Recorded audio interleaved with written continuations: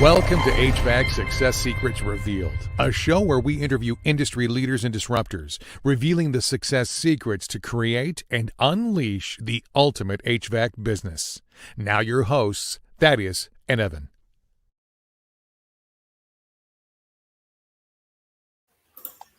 Hey, welcome back to another HVAC Success Secrets Revealed with Thaddeus and Evan, your local HVAC marketing experts. Today we got Brian on the show. Brian Cohen, appreciate you coming out, brother. Thank you very much. Thanks for the invite. Looking forward to it. You're welcome. Brian is with S. It's reversed. It messes you up. There we go. Yeah. You got to get the cheers right. There we go.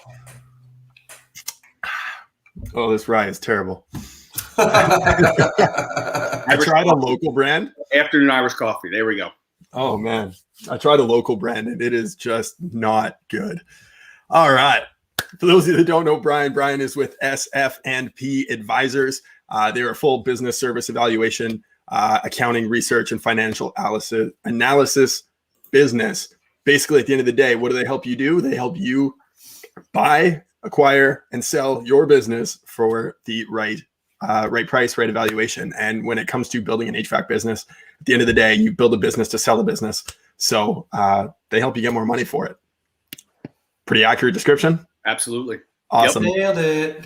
Well, and Brian does come with a wealth of knowledge as well, because before he got involved with SF&P, he ran a local franchise home improvement remodeling business, which we won't mention the name of, but he was very successful at it, ran 4 different locations with that, has a ton of experience within that side of running a business, and then also in the acquisition and selling side of it as well. So welcome, Brian.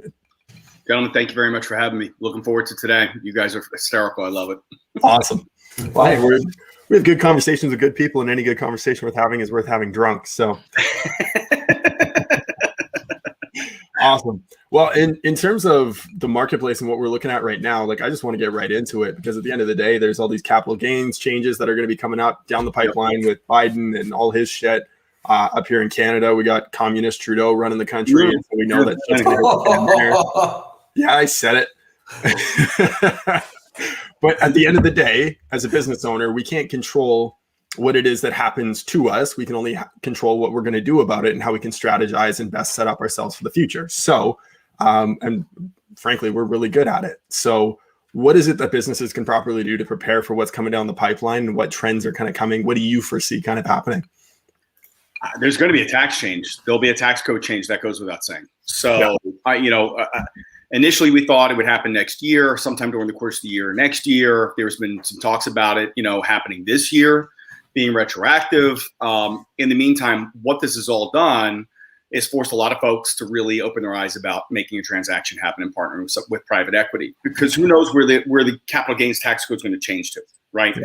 I think it's 20 plus 3 now with Obamacare, with the extra 3. Maybe it goes to 28 plus 3 or 25 plus 3. There were rumors at one point in time it was going to be at 40. At the end of the day, I don't know where it's going to be, but it's a safe bet that this definitely is going to happen. So, the values on these businesses are, as we see it, are all-time highs. Mm-hmm. The challenge is everybody wants to try and get a deal done before the end of the year, because obviously the tax code change doesn't, well, not obviously. The hope is if it doesn't happen this year and happens next year, worst case scenario will be retroactive January 1st. So everybody's pushing to try and get something done before this year is out. I think what's being missed, and we're having a lot of conversations about this now. Yeah, the tax code change will happen, but we don't see that big of a slowdown in the M&A market. We think acquisitions are still going to happen. You take a look at what some of these bigger consolidators are doing. They're buying up EBITDA, right? Mm-hmm. Do you think that's going to change next year just because they had a big year of doing acquisitions this year? No, next year could be, equally as big. Now, how many of these companies of size are still available next year to be able to make those transactions happen? That's where it gets a little bit more interesting. But regardless, it's a feeding frenzy right now. Multiples moving up. They actually, and I talked about this before, and I'm sure you guys have heard this. It really started last year with COVID. We saw this step ups happening 17 into 18 and 19. I think a couple of the big things, if you look historically, listen, Dave Geiger got his deal done from Horizon, right? He partnered with Sun Capital. We handled that transaction. If I'm not mistaken, don't hold me to it because I don't have the information in front of me. I think that was the end of the first quarter of 2017. Well, his partner was Sun Capital. Sun Capital made like 9 more acquisitions. Again, don't hold me to the exact. Yep. We delivered probably 5 when they bought from us. That were sellers we were representing. Sun Capital exited that investment, I think, in the fourth quarter of 2019. So their whole period was less than 3 years. They got out, obviously, 2020 hit. We walk into COVID a couple months later. But they had that aside, they had a real successful exit. Dave's on to his next bite of the apple. Well, Ken Goodrich, obviously, he made his deal happen, I think, that year as well. He partnered up. They're moving forward. They've been doing acquisitions. So there's like a roadmap now how this can get done. Mm-hmm. So you have new consolidators that have entered the space. COVID brought a whole lot of more buyers into the space. So, to put it in perspective for you, 6-7 years ago when we took a deal to market, there were really only 15 buyers, maybe 10 to 15 buyers. And everybody knew who they were, right? The same ones. ARS, French, this one, that one. We take a deal to market now, I can get 70, 80 non-disclosure agreements signed for potential buyers who want to see a deal. How I equate it, you guys will appreciate this. You put your house up for sale in the market, right? And just for argument's sake, you do an open house and 80 people show up, 70 people show up. You're hugging your wife. You're getting top dollar for your place. As opposed to, hey, we did open house. There were 3 people that came by on a Saturday. And, we want to go hang yourself. So the paradigm is shifted. Well, that's right. And the dynamic is shifted. Plus, everybody has become very aware of the numbers, right? Mm-hmm. Everyone knows how to research and hop online and see what this private equity company sold for and what their multiple was. You start to get some ideas if you're bigger, possibly where you could go for. So that's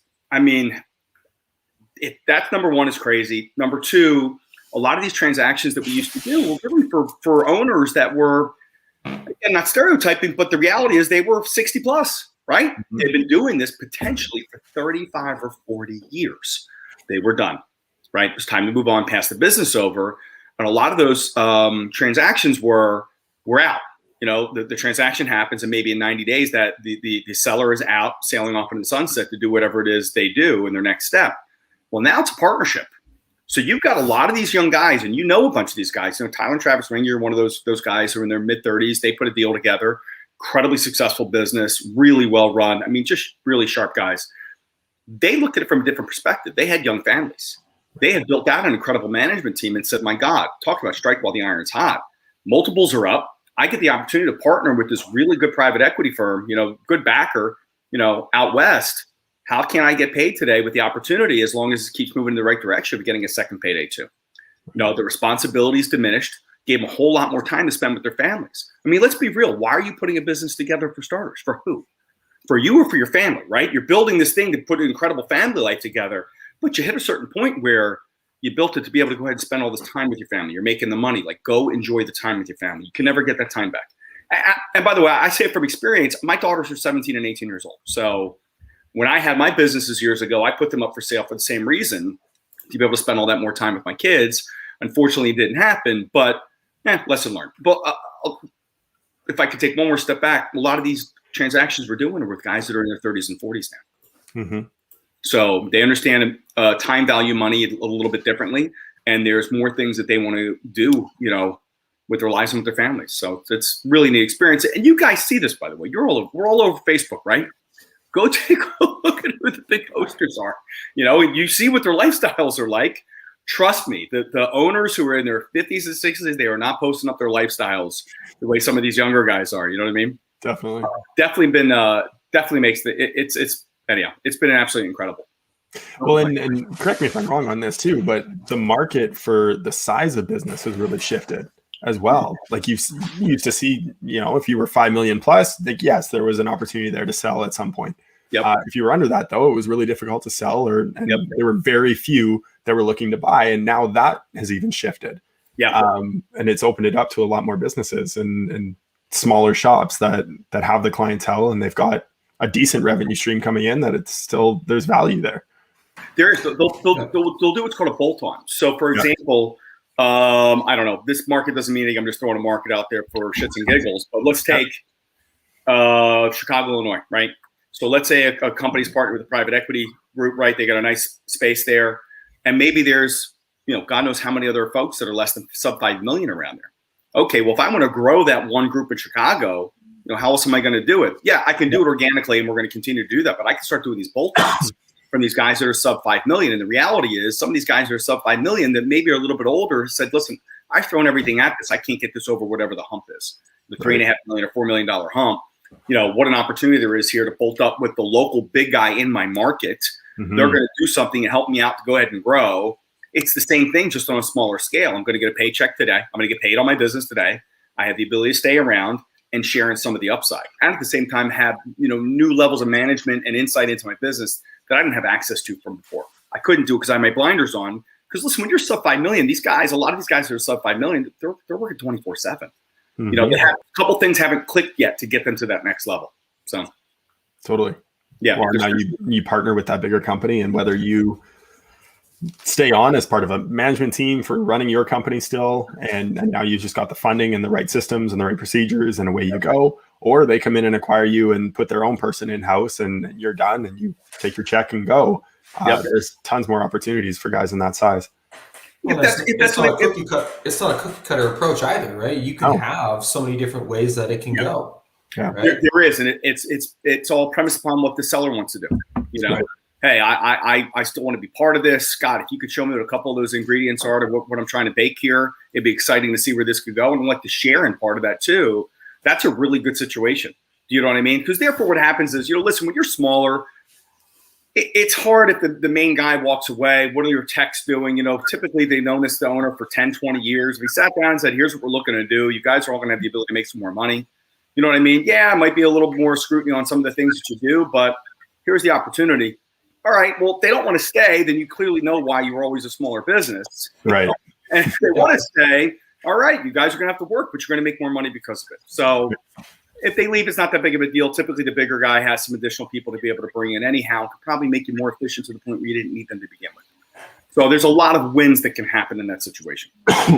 No, 100%. You can make it a win-win-win for all parties and all stakeholders. And I don't think you can do it yourself. And that's why people need guys like you to come in and help out. I know you mentioned something like 80 different parts of a deal where you might be able to get screwed on. We don't need to go over all 80 of those, but I do want to circle into some of those. But we talked a little bit about 2017. You started to see this trend of businesses getting purchased, and it just seems like in the last year and a half, it has ramped right up and went through the roof. So why now? Why are so many businesses being sold in end of 2020 and into 2021?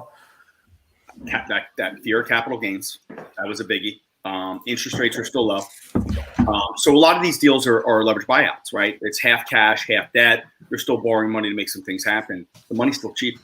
You have a large number of buyers that entered the space, more so than from before. So when I was telling you, now we take a deal to market, right, an opportunity to market, and we get all these new people that are signing non-disclosure agreements because they want to see what the opportunity is. They were in another space from before, but COVID may have knocked that space out. One of the ones we talk about is restaurant chains. These restaurant chains flip all the time. I think of one off the top of my head, which is Smoky Bones, right? Which was private equity owned. I don't remember who the group was, but one group owned it, then another group owned it. Well, who's investing in that?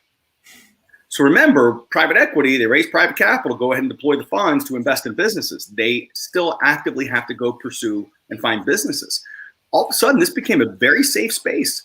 Yeah, I mean, it's not looked at as this exciting thing, but for us on the inside that know it, you're damn right it's exciting. We love this shit. We talk about it 24/7. This is our lives, right? Once they saw, wow, if you're residential HVAC, you do a good job with a good reputation, there's a pretty consistent growth level. You can kind of charge more and make some money. And if you get a little bit more efficient here or there, your EBITDA numbers can grow. And how many of these can we put together and make something happen? Because they're predictable, consistent businesses. Right. Plumbing as well. My God, if you figure out residential plumbing, those are just incredible. They don't have the shoulder season. They don't move the same way. We don't have the same seasonality behind it. But there's a lot of different ways that these can grow. I mean, if I'm an outsider, an investor looking in, and here's somebody with a couple thousand service contracts, they trust you enough that you're going to get back in their home 2 more times per year for some type of maintenance. What other services can you offer them? They trust you once to handle their HVAC. What else can you offer them? But you have to have the foresight to be able to see that. You also have to have the management in place. And a lot of times the hiccup on growth, sometimes the reason why those companies don't get from 3.5 to that $5 million mark is they are afraid to go ahead and spend the money on bringing that key management person in for the growth before it actually happens. They want to see the growth before they bring the person in. Well, unfortunately, you may never see the growth if you don't have the person in place to go ahead and forge it ahead. 100%. No, I love that. And you look at, I mean, let's face it. I mean, we're in Canada, right? Where we are, you need a furnace. I mean, you don't necessarily need an air conditioner, but when you're down south, you need it. It's just too hot. And so when people have this, and I think what COVID brought out was, hey, if you're home a lot, now you have this aspect of comfort inside your home. Yep. Well, it's been proven to be a recession-proof business because of that simple fact, because people need it. And so that's where the private equity comes in and says, hey, let's get in on this because restaurants are closed and what have you. And boom, there you go. And now you've seen this rapid growth. I'll tell you a quick story, which I thought was kind of interesting. So, when COVID all really came into play, a year and a half ago, March, I think the next month, April, I was invited to speak briefly on this private equity group call with, a couple hundred of these guys. Hey, what's the focus? What do you foresee happening in the HVAC and residential HVAC and plumbing space? And I talked to probably 50 to 70, probably more, owners across the country. And, on the weeks leading up to that, they're like, you're never going to believe this. Like, we're busy. Like, we're busy as, we're trying to find people. You can say fuck if you want to say. You can say fuck. Yeah, it's okay. Like, holy shit, guy, this is insane. We're getting calls. Everybody wants to schedule their maintenance, all this other shit. I'm like, wow, this is unbelievable. And I realized very quickly, these people are going to be home for a long time, potentially. Mm-hmm. Yep. That this is going to be real interesting. And it did get real interesting. You saw the numbers go up and to the right. So I always give my cell phone number out. I'll do it right now. It's probably on the bottom of the screen. It's 954-226-3409. Call me. Well, send me a text and I'll get back to you. I can't get too many crazy calls. But I gave my number out to these private equity guys and probably got, 20, 25 calls over the course of the next day or so. They wanted to know who was for sale. I'm like, what do you mean for sale? They were looking for a fire sale. I'm like, fire sale? You guys are going to pay more. These are essential services. Are you serious? You shitting me? No, you're crazy. I'm like, you're going to see. And miraculously, you started seeing, not because of me, we saw it happening already. Multiple started going up. And let's think about it. You were taking a business to market, right? And something that was getting a 5X a number of years ago is now getting a 7. There's more buyers in the space, right? They're ratcheting up the numbers. And these guys have gotten more efficient. They're running better businesses than they did from before. They're more valuable. Yep. Mm-hmm. 100%. I mean, we saw that in real estate, where I'm at, right? Real estate, because everybody was wanting to buy more houses. Well, you get more people in on the market, and now you're paying over list price, and it's like it was a crazy trend. Same thing happening there. So to shift into, you mentioned 80 parts that you can get screwed in, 80, over 80 or up to 80 or whatever the exact number was. I'm sitting here thinking, okay, if I'm an HVAC business owner, how can somebody fuck me in a deal, right? What are some things, in so many ways, right? I mean, let's bring it in. I mean, guess what would be the top 3 to 5 ways that you could see somebody getting raked over the coals on a deal? In other words, why should they hire you? Wow. Well, yeah, that's it. We can talk about that for years. We've done so many deals. The deal experience, when we take a deal to market, the reason why we get so many of the top buyers come in and want to get a deal done, because they know we don't bring shit to market. So we're going to do the diligence to vet all the numbers. So when we take it to market, there's a 97, 98% chance that deal is going to close, meaning our client is going to get funded. And that's important because this is an emotional roller coaster ride. So I want you guys to think about anybody else that's listening. If I told you today in 90 days, you were going to get a check for $20 million, right? It's a pretty good number, right? Now, a lot of these guys have been successful for quite some time, and maybe that's not going to change their lifestyle, but 20 million is 20 million. Right. You become emotionally involved in thinking about the day that 20 million is going to hit and how differently you're going to feel and what your next step is going to be and what you're going to do. What if we got all the way down to the 11th hour and you found out you're not getting that because there was a hiccup in diligence because some numbers fell out? You'd be sick to your stomach. You wouldn't even want to go through the process again. You know what I mean? Mm-hmm. So we vet those numbers and make sure that doesn't happen. Listen, there's 3 CPAs on staff at our company. They're all well-versed in M&A, specifically in the HVAC space. Fred Silverstein, our president and CEO, he was around during the Blue Dot days in the late 90s. So he's been doing this almost 25 years. We've done north of 300 transactions. I think we're probably next year might push $2 billion in deals done. So my list of the who's who of deals folks we represented, Ken Goodrich, Dave Geiger, like I said from before. The website probably has a whole other crew of them listed. It just got announced out. We did Wyatt Steele there in Utah, but that's another pretty big one over there. So there's a reason why some of the biggest guys in our space choose us to represent them in their transaction. But when you ask, how could you get screwed? So I'll tell you an interesting story. Not too long ago, I got a call from a gentleman who was handling his own transaction. I said, okay, well, who's putting your EBITDA number together? He said, the buyer is. The buyer is. I said, explain to me how that works. Well, I thought you were going to say he came back with what's EBITDA mean. No, I've heard that. Hey, funny is a couple of years ago, yes. Now we talk about it so much, like it's almost like everybody gets it. But the buyer was putting it together. I'm like, well, what do you think's going to happen? Well, they told me I should get a 12X. On what number? Well, on my EBITDA. Well, who's putting the EBITDA together? The buyer. Well, I could tell you get you 30. Like what they were going to do is they were going to express his EBITDA number, right? Say, yeah, you only came in at this, but we're still going to honor you and give you 12 on it. So you thought you got 12 on what? He never knew what the starting number was. Mm-hmm. How the hell are you going to know what your business is worth? I'm not friends with the buyers. Yes, we know a lot of buyers, and yes, we have drinks together, and yes, everybody talks, and we want all for the best, but we represent sellers. So if you don't know where your EBITDA number is, that's the first place, right? Credit for all your ad backs and stuff you're running through the business. There's another one. We're not the IRS. Run anything you want through the business. It's got to make sure it hits the balance sheet so that you can get credit for it as an ad back, which will help your EBITDA number as well. Gosh, I mean, the list of stuff, it's definitions of working capital.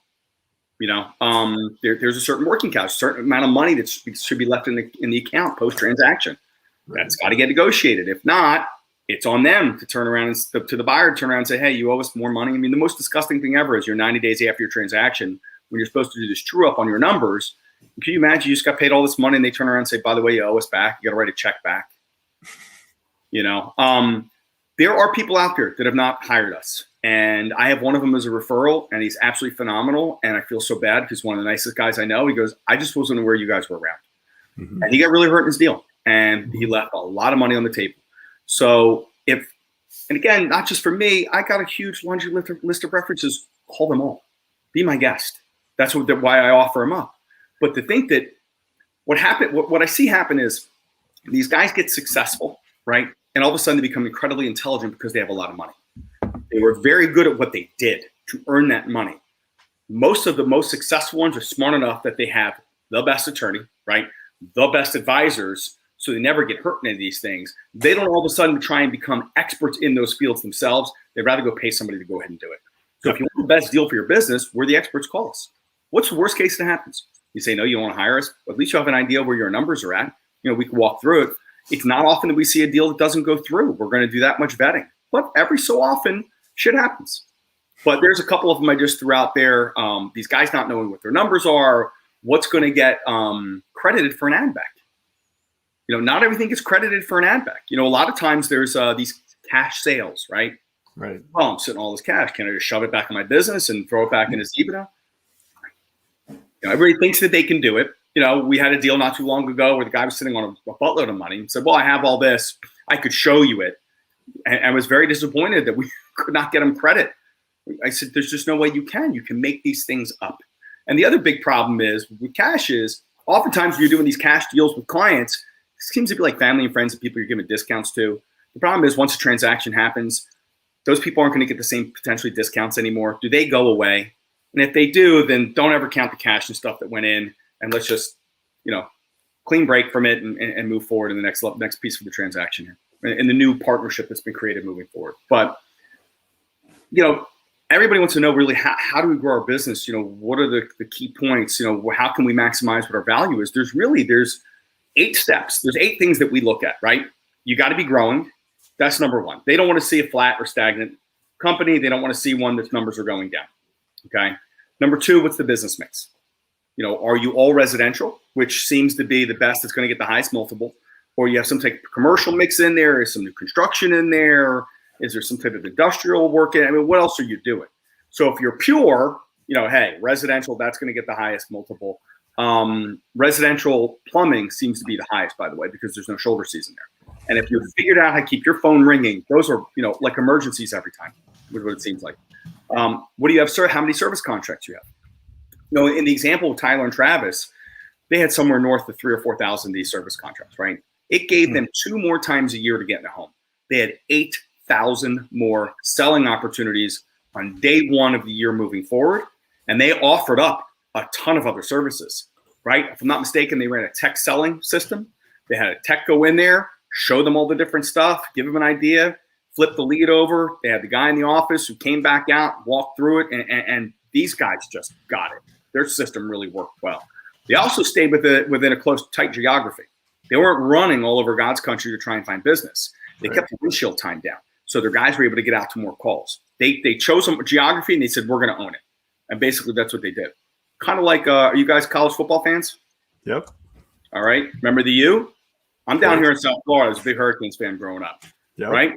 Schnellenberger, he owns. He said, this is the area we're going to own, right? Tampa, across Orlando, and everything down. He got the best of the best, and they didn't lose one recruit out of there for years, and they built a hell of a team. Same thing those guys, Tyler and Travis did. They own that geography. The management team. What does the management team look like? How are they incentivized? When we talk about management team, one of the questions I always ask owners is, how long can you go away for? Like, if you can you, it's ski season. Are you out for 2-3 weeks in Colorado skiing? Or are you just a quick weekend and back because you need to have your hands on the business? If you don't trust and empower your management team to get things done while you're not there, you're never going to grow. They become dependent upon you. You need to just figure out ways to make them accountable. You need to back off and let them do some of their own work. There was an owner that I knew not too long ago. We were talking about, a potential transaction, and he had stepped away from his business. He said it was the hardest thing he ever did. He said, I just didn't show up anymore. And the business thrived and grew without him. And he said, it was a double-edged sword. Yes, a piece of me wanted the business to grow for the sake of it growing. And a piece of me wanted to feel like I was a needed part of that business. You know what I mean? So he goes, yeah, it was tough. First 90 days, seeing their growth, and there was a different level of enthusiasm in the office, and that the reins were taken off everybody to go do what they thought was best for the business, and it really took off. So don't underestimate your management team. There's a reason why you hired them and you paid them, put them in place. Like, work with them on the game plan, have your weekly meeting, get out of the way, and allow things to go ahead and happen. It's not the easiest thing to do because a lot of these owners are type A, right? You think of the mentality of an HVAC or plumbing owner, right? Typically, they were doing it on their own for starters. Yep. Right? Mm-hmm. Through the business. Sometimes it's hard to let go of the reins, but the quicker they can go ahead and do this, I think you'll find some pretty good growth there. Well, your superpower ends up becoming your kryptonite. Yes. Yes. Right? You're type A. I can go 24/7. Yep. All of a sudden, you're well, again, stereotyping, but you become a micromanager. Yep. And my God, nobody wants to work in that situation where every decision is going to get questioned on everything. You got to let certain things play out. And really, at the end of the day, you have to have trust in your management team to get you to the next level. And you've got to back off in order to be able to go ahead and do that. They have to make mistakes. And sometimes those mistakes cost a couple bucks. Just make sure they're not too costly. It's the only way they're going to learn is from making mistakes and you being there to pick them up and saying, okay, we did it this way. This is why we're going to do it that way. And then get out of the way again and let them go do it. So you've got to let these guys be able to do it. The next one I would look at would be financials. You got to have a sound financial house. You got to have your financial shit together. We worked on a deal, again, several years ago, and a question came in. God took that 2 weeks to answer it. How are they going to value his business when he can't get his shit together with his financials? Somebody asked a question. Literally, I think the longest turnaround is 2 days. If I get a question over from a buyer to a seller on a Monday, I'm expecting that question is going to get answered worst case by Wednesday. And you got to have your KPIs together. You got to be able to know your call counts. You have to have a handle on these numbers. Now, that doesn't mean as the owner, they have to know that. But somebody within the organization, one of the managers who's handling that, when you go over and ask that question, they should be able to pull that information for you pretty quickly. And it should be able to make sense. So when a buyer asks those questions, they're looking at it. There's reasons why they want to see this information. They're trying to get an idea if you're a good fit for their portfolio and what they're putting together. You got to be able to answer those questions. You have to have your financial shit together. There can't be a lot of these open-ended things where we don't know. We're still trying to close a month out. The companies that have the best value, there's a day of the month, whether it be the 10th, 11th, 12th, 13th, 14th, the prior month is closed out, no questions asked, and they're going through their numbers to be able to determine where things are moving forward. If you're a couple months behind, how are you driving your business?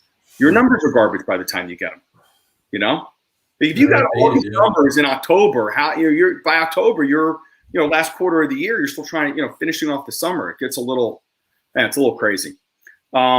The other one we talk about is you got to be tech enabled. Whether that's using a Service Titan or whatever your CRM is, some of these are so sophisticated, but my God, you can see everything that's going on. As an owner, you don't even need to be there. So what you're saying is yellow pad technology is not that great. The hand scratch stuff. We had one time. They asked how many calls came in last year. He said, no problem. I'll get back to you on that. Like a week later. I'm like, what took so long? Well, we had all these things. We had to go through our daily sheets and tally everything up. Oh, no. Oh, man. I'm like, yeah, that's going to be a problem. Because the problem is it's hard to convert over somebody who's doing it that way. You know what I mean? But there nowadays with all the different affinity groups, you guys doing your stuff, right? Everybody else on Facebook, there's almost no reason. The information's out there to be able to figure out how you're going to tech enable and bring your company with the 21st century or whatever the hell century we're in now. But, you have to have a solid go-to-market strategy, and you got to depend upon it. And well, not depend upon it. You have to trust it. Knowing a certain time of the year, it's going to be certain things as opposed to others, but trust in what you're doing and trust in the marketing companies that you're using, right? And come up with a plan and a budget and adhere to it and figure out other ways to go ahead and generate low-cost leads and make sure you get your referrals and make sure your guys are efficient every time they go into a house. So you have to have that down. And then really the most important one is understanding what part of your business life cycle you're in, right? Are you new? Are you growing? Or are you mature? And based upon where you're at in your cycle, your spends on different things will change. So are you trying to buy market share because you're new? Are you growing and that has a different level that you spend?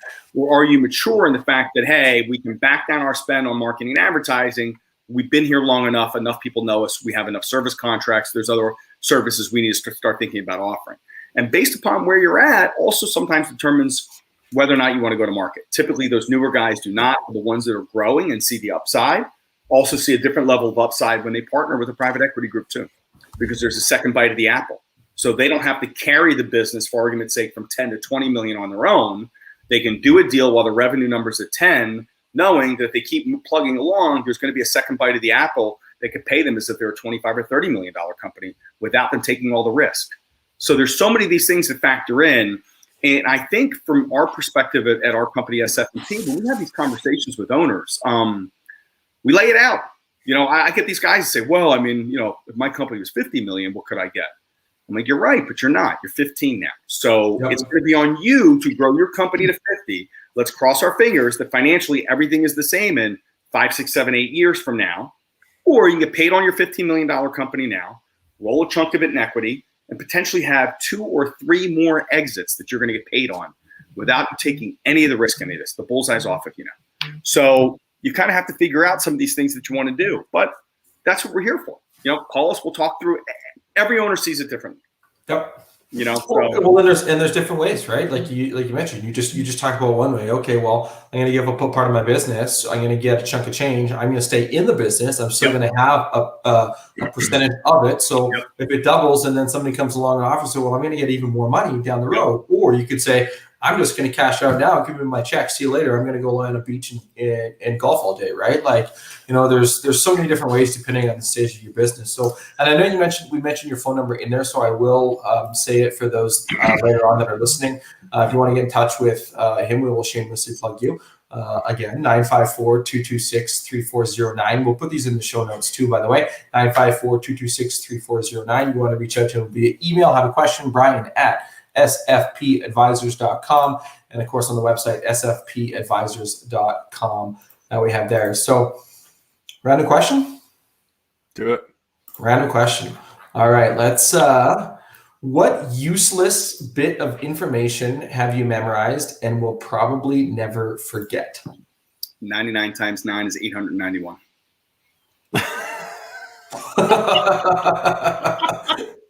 How's that? That is useless enough. That is. Why? How? I don't know. I was a kid. I was good with numbers. I was playing around on a calculator and just remembered that one equation. Can't forget it till now. Still can't. Wow. Even after a clue, hey? It's funny is I actually pulled up my calculator just to fact check that. It's like the only On my deathbed, I'll remember that equation. But by the way, for those that are listening, like you guys totally planned that. No, we legitimately, the random question is just that. It's a random question. I actually had two that were queued up, and I'm like, we'll go with this one. A random quick math response. Wow. Impressive. Wow. Which, again, makes sense given what you do. You should know numbers pretty well, right? Right. No, I actually listen. I handle one part of the business. The team that Fred built with SF&P, with his wife. I mean, they're incredible. I mean, we have 2 other CPAs, a couple initial financial guys. When we get through numbers and everything, we just leave no stone unturned. We do these data packs where basically we're doing these mini quality of earnings on different parts of the business that we know are most important to a buyer. So when we take a deal to market, back in the day, diligence periods used to be 90 to 120 days, right? Our diligence periods are 60, 70 days. We move through them. And granted, we have a time constraint now at the end of the year, but the point is our reputation with the buyers is that good as well. They know, okay, it's SF&P. They can get the stuff done. They've already done a lot of this work. We're going to move through it pretty quickly. And we usually don't find a whole lot of hiccups, which is a testament to the work that these guys do behind me. So that enables me to come on a show like the great one that you guys have and talk a lot of shit, knowing that I have a phenomenal team behind me that's got my back. So that's all about you. It's all about the team. Like you even mentioned that, point number 4 on those the 8 things to know when or to maximize for your business is your management team, right? You have to have a good team in place. I was having a conversation with somebody via Messenger and they asked me a question about something technical for our business. I'm like, I don't know. Our team handled that. And he's like, well, you don't know it? Aren't you the business owner? Oh, yeah, I'm the business owner. But do you think I'm going to, I don't need to be in the trenches to know every little thing technically related. Like, you know what? Do I know how to design a website? Yeah, I can probably make do. But that's why we have a designer to do our shit, right? You have to have the people in place to be able to allow you to have the freedom to do those things. So when it comes to those 8 things, my curiosity is of them, which is the most important? You got to grow. You got to grow. All that comes off. All those other stuff comes in through growth. Private equity buyers, strategic buyers, they want size and scale. We talked about it in the beginning. Hey, there's now deals happening at the $3 and $4 million level revenue, right? There are. But if I bring a deal to market where here's a guy who's doing $3.5 million a year versus $35 million a year, how many more buyers do you think want to see the $35 million a year business versus the $3.5 million a year? A lot more. Right. So, size matters. It's size and scale. They want to see that you have the ability to grow. And off of that, as you're growing, kind of all these other things fall into place, don't they? Right? As you're growing, you start to potentially offer up other services, right? All right, I've got my HVAC business to a certain size in the space. I'm now going to offer plumbing. I'm now going to offer some of these other potential services, right? I want to make sure I have the service contracts in place. It's going to guarantee me getting the house, another couple times per year. In order to sustain and continue that growth, I got to have the right people in place. So these managers typically were not brought in after the growth. They were brought in with the understanding that we're going to grow from here. So they were part of the growth. So they're already rooted into your business anyhow. You can't do any of this without your solid financials. Sometimes there's a reason why there's a company that's $1.5 million in revenue, right? They can't get their financials together. They don't have these things in place. Maybe that's all they ever wanted to be was $1.5 million. They don't want to deal with all the other bullshit that goes along with being a larger company. Well, you kind of know that based upon the size of the business. Now, I'm not saying that everybody that's at $1.5 million or 2 doesn't want to grow. Sometimes that's where you start as you start to make your move. But these things kind of all have to be in place now, right? In order to really go ahead and soar. And I don't know if we missed anything on here or not, but that seems to be probably the most important 8. Knowing where you're at, how you're getting to market, how you're marketing and advertising shouldn't be a guessing game anymore. You got to understand your financials. Actually, and understand the financials. We find now that a lot of these sellers are more sophisticated financially than they were from before. Not only are they, and I'll use Tyler and Travis as an example. It's just because they put such a good thing together. They wanted to talk to a lot of buyers, right? They wanted to leave no stone unturned. They wanted to make sure that they were choosing the right one that was going to be best for them. Also, which one did they feel had the best upside on the second bite of the apple? Right? A lot of these guys understand I'm going to invest with this partner as well. And somewhere down the road, be it 2 years or 3 years, they're going to sell to the next private equity partner, the next financial backer of this portfolio, and we're going to get paid again. What does that look like? The questions that are now getting asked on these buyer meetings are a lot different than what I heard 5 years ago. Hey, tell me about some of your other successes. What are other parts of your portfolio looking like? I want to talk to some of the folks that you purchased in the past. I want to know how that's turned out post-transaction. I want to make sure you're not blowing smoke up my ass, right? Telling me what I need to hear now for us to be able to get a deal done. And then 90 days later, you're in my office every day. What does this all start to look like? So the questions have changed too. It's really an exciting time. So to give you an example, we keep talking about these numbers, but for anybody that's listening, I think that this will hit home. So if I have a business that has an enterprise value of 10 million, that means at closing, that's what I'm going to get, minus my attorney fees on my other shit. Let's just keep the number simple. I have an opportunity to do what's called a reinvest, right? Piece of that, where I can invest. Typically, private equity wants you to invest about 20% back. Now, that's all negotiable, and we handle that. Some of our sellers want to reinvest more. Some want to reinvest less, but they want you to have some skin in the game. So let's just run the standard stuff. I'm going to reinvest $2 million. So what that means is at closing, I'm going to get $8 million. My 2 is reinvested with my private equity partner, right? They're buying up all these businesses, growing that EBITDA. Eventually, they're going to sell. Well, I've got a small piece of a huge pie now. So when that next bite out of that apple happens, that $2 million could be worth 3, 4, 5, 6, 7x, depending on what they sell for. They sell for 5x, on $2 million, that's $10 million more than I got back. That means that my business, which was going to sell for $10 million, all the pressure is off of me. I got one check for 8, and obviously a couple years down the road, I got another check for 10. Well, when you get that next check for 10, guess what? You're going to get asked again. Hey, you want to reinvest? Maybe at that point you do 3 or 4 million, right? Mm-hmm. Whatever it winds up being. But you start to see what the potential pattern is. The nice part is it also enables you to get some of your employees taken care of too in some of this, right? Here you go. I got this money. I can put together maybe a management incentive pool. So at the next bite, right, I get taken care of here. They get taken care of the next one. We did a deal not too long ago where the owners had employees that had worked with them for decades. And the reality is they didn't know how to take care of them. So partnering with private equity and letting our private equity company put a management incentive pool together in place for them wound up being a really good situation. Because no matter what they gave their employees, it was never going to be enough. Mm-hmm. So let's take the onus off us. Let's put it on a third party and let them go ahead and put it together for these guys. And those pools are fantastic. They keep your guys moving in the right direction. You're going to benefit again at the second bite. They're going to benefit at the next bite too. Kind of makes everybody kind of happy with that. But now you start to get an idea of what this looks like. So if you're sitting here listening to this, you're like, oh, I thought if I wanted to get that roughly a $20 million valuation of my company, how big I'd have to get in order to get there. Wow, if I get to 10, I reinvest 2, the bullseye is off of me at that point in time, right? The risk of getting from 10 to 20 is, well, they still want you to grow and you're going to grow, but you're going to get a lot of help. A lot of these backers, a lot of these buyers, they've got marketing teams in place, right? They have the ability to do these group buys. They get discounts all over the place. There's a lot of different ways that these get sliced and diced to help you grow. You're not just doing it on your own anymore. And sometimes that's difficult to do. Well, you gain a whole wealth of knowledge, right? I mean, you talk about integrating, even as a simplest form, you can integrate your SOPs. Right now, all of a sudden, you've eliminated all your time to be able to put in the fundamental pillars to be able to get there, and they have the expertise to do it, and they do this, and they bring the capital with it. Like, man, way easier, than just trying to figure it out on your own. See, the thing about business is that there's somebody somewhere at some point in time has went through exactly what you just went through or you're going through. Absolutely. So why try to figure that shit out on your own? If you can take some for yourself, pad your pocket a little bit and continue to go forward with it with the help of others, fuck, why not? No brainer, right? So you mentioned something a couple times, actually. You've mentioned service contracts as being, your key to your growth number. How important are service contracts to the valuation of a business?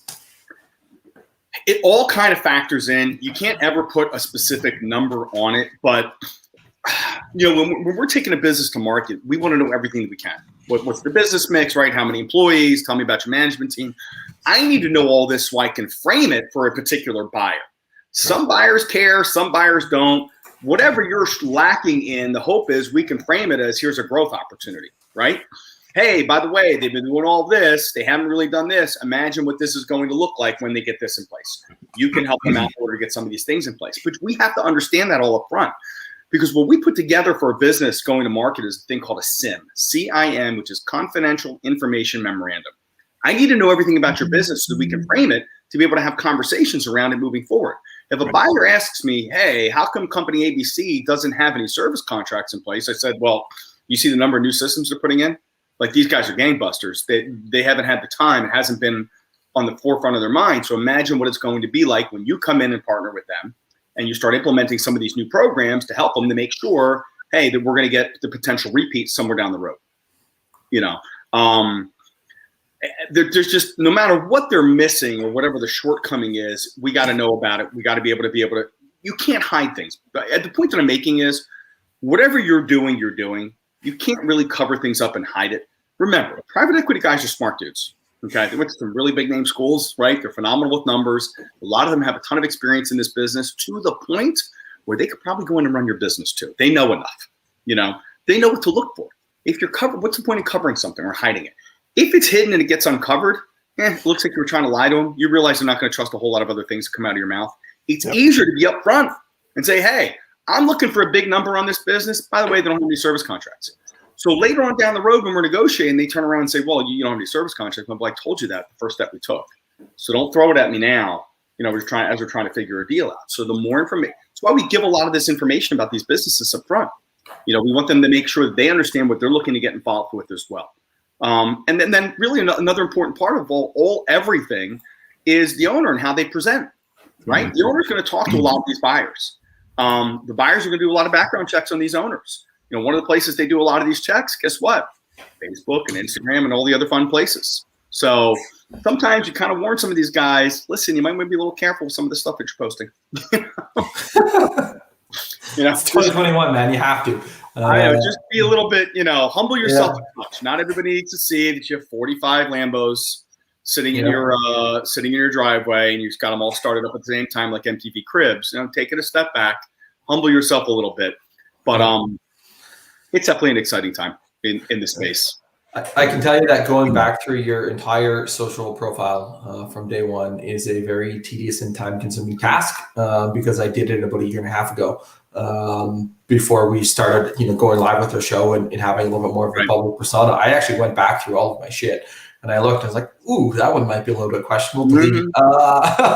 And I'm talking, this is from 2011, like a decade ago, right? And so just some of your views change over time. And so it's if you ever want to or are thinking about selling your business, I would encourage you to go back through your entire profile at some point in time. Even if you're not thinking about selling your business, go back through your entire profile and look at it. You'd be surprised at what you can find.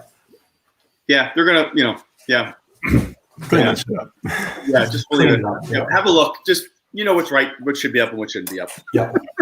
Use your best judge. So yes. Well, this has been great. We covered why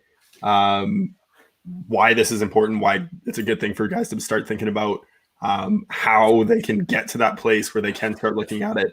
Obviously, the next step would be to contact you. I know you're willing to offer a free business evaluation. Yep. If anyone wants to reach out. So we've given away Brian's cell number a couple times, but just in case you didn't grab it the first 7 times we mentioned it, 954-226-3409, or send him an email, Brian at sfpadvisors.com. And he's willing to do that free business evaluation. Obviously, it's not going to be the comprehensive one that you can bring in to your banker and get a bank loan. No, you'll have an idea where things. You'll have a really good idea of where things are at. We talked about this right before this happened. We were before the show started about some of this stuff. Once we've done it one time, it's easy to send us over your numbers on a monthly basis as you close them out. We could track the trend and give you an idea where you're tracking for. One of the neatest things, and I know we're starting to wrap up here. One of the most interesting things is how many of these conversations I have with owners that don't even realize what their business was worth. Yep. There's 2 different types of $10 million business, right? There's one guy who's north of $2 million in EBITDA, where at a 10x his business could be worth 20 plus million. And there's one guy who at 10 million maybe has $1 million in EBITDA, may only be worth 8. Are you the 8 or are you the 20? It's pretty easy to find out if you call me. If you don't, it's a guessing game. Could you imagine if you were in your 50s thinking, or your 30, whatever listen, maybe your number was 20 million, right? If I could ever get a check for 20 million for my business, I'm off to the races. And not knowing you've been sitting on that for the last year, I hate to, does it sound cliche? The call is free. Totally. Well, it's a good benchmark to set for yourself too. Like when you look at, hey, we grew 3% this last month. Well, what's the overall growth of your business value by growing by 3% last month, right? It could be a small amount, could be a big amount. Depends on, how efficient you were in running your business. It's a great thing to look at. And I mean, it's your scorecard at the end of the day. So it is. There was a gentleman who told me this. He said he gets his business audited every year because he uses that as a scorecard against the year prior. I said, you know what? Not everybody has to go through that. There's other ways, but that's how he handled it. You know what? That's how he had his bonus structure set up and everything else. And they all got it by April when this thing came in. Everybody knew where they stood. It was really an interesting way of looking at it. He runs a hell of a business. So most of the owners that have their financial shit together run very good businesses. So I think if you want to know everything, all these things are important. Having your financial shit together, I think, would probably be, one of those top. That would be 1A. Growth. And 1A, having your financial shit together. 80% of businesses go to business due to improperly managed cash flow, right? Because they don't know how to manage their money, right? It's crazy when people think about that. And 50% of statistics are made up. So that one's been around for I've known that for 15 years. That number. So maybe it's changed with the times, but 60% of the time, I'm right all the time. It works all the time. 90% of the game is half mental. Sex Panther. Yeah. 6% of the time, it works all the time. All the time. God, awesome. That's a great movie. Is there anything that we've missed? Anything else that you want to share that you think is really going to help the market and help guys that are in that smaller position kind of get to where they want to be and hit their benchmarks? Call me. I also have a 2 to 5 year plan that I can get out to for guys that are smaller and want to see things they need to have in place. Hey, I get it. Don't call Brian. We're not looking to do anything in the next year or two, but I have a 2 to 5 year plan as well. It's a PDF. I'll be more than happy to get it out. Talks about gap compliance, the different ways, different things you should be putting together so you don't have to do it retroactively because it could get expensive if you haven't done it right the first time. 100%. You know what I mean? Yeah. Same thing. Text me, whatever. Hey, I'm so-and-so. Heard you here. I'm pretty easily accessible. I'll text back. We'll set up a time to put a call together and we'll go from there. Just, I do preface this with we're coming in towards the end of the year. We've got a lot of deals we're trying to get done before the year is out. So I will make myself available. Let's go ahead and have conversations. Just, it may not be in the 15 minutes when you texted me. You know what I mean? That's fair. We'll schedule something. Right. We'll have to schedule something. That's fine. Although I think people need to realize that text messages are not urgent items. It's kind of like an email. So if you text somebody, don't expect a response back within a minute. If you want a quick response, and not saying to call in this situation to call you, but call somebody if it's an urgent item. If it's not urgent, you can wait. Just send a text. There you go. Love it. Well, we got one final question here for you, Brian. It's our trademark question that we absolutely love. But what is one question that you wish people would ask you more, but they don't?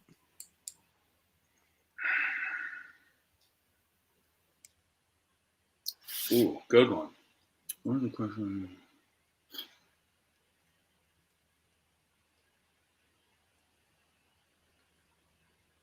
I guess probably at the end of the day, it's how much is my business worth? What's the value of my business? Sometimes what I find is owners are actually a little bit afraid of what the answer is. They don't want to know. It's kind of like not going to the doctor, right? Well, if I don't go, there's nothing really is wrong. It's only going to be wrong once I go and find out.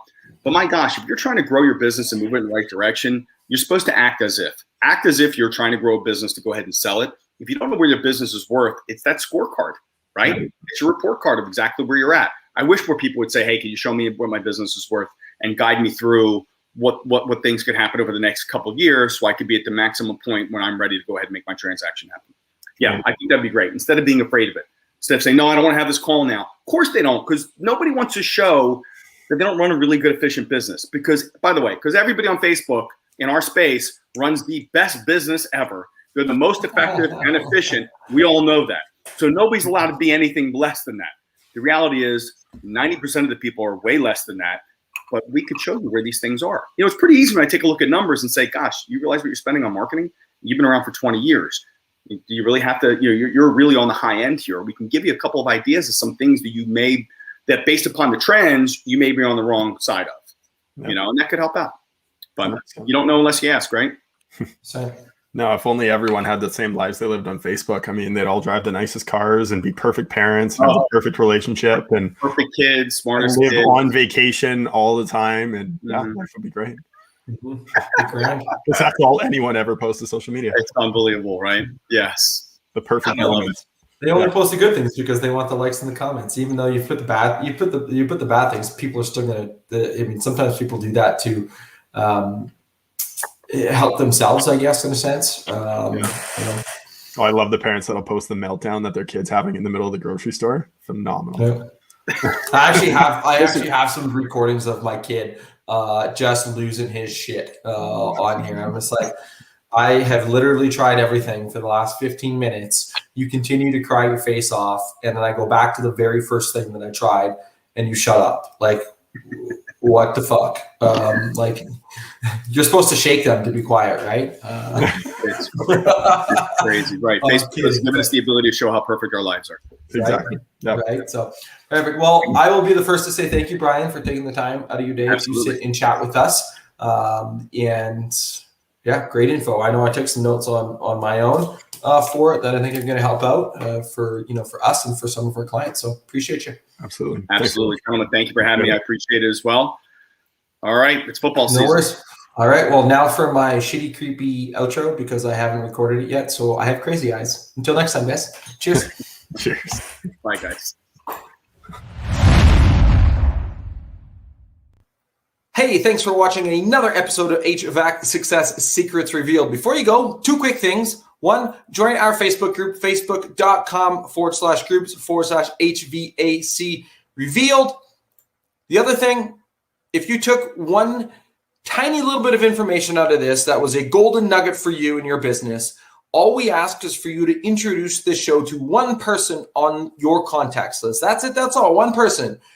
So they too can unleash the ultimate HVAC business. Until next time, cheers.